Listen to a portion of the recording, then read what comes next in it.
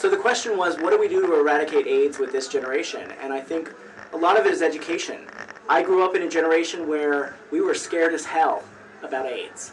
We gauged our entire sexual existence around the fear of contracting AIDS and spreading it, and this generation doesn't have that. For better or for worse, mostly for better, treatment has come so far, and we've made such progress in diminishing the stigma and the fear and the anxiety around HIV that today's youth are actually kind of a little cavalier, and it scares the hell out of me because it continues to perpetuate this disease that has devastated our communities in ways that this young generation doesn't really understand. They don't understand the fear that I grew up with. They don't understand the limits that created for me. And they live without limits and with kind of a boldness that is inspiring but at the same time frightening, because this disease has had such a huge impact on our community that they don't understand.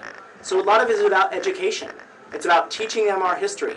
It's about teaching them how this disease has ravaged our community and deprived us from generations past that we don't get as mentors, that we don't get as teachers, that we can't tap the history of because they're dead. And I think young people today don't get that because they're wrapped up in their own world and their own expectations and desires, and they don't get the gravity of the situation.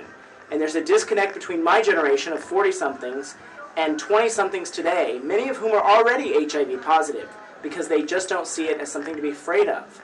And maybe fear is not the answer, but education and a concerted effort to eradicate this from our community and to take it out of the equation is something we should all strive for. And we need to work toward that as a community that crosses generations, that crosses age, that crosses cultural expectations and boundaries and media representation, and really tackles it as an entire community, from youth to the very few people we have left who are over the age of 60 who can speak to what this was like.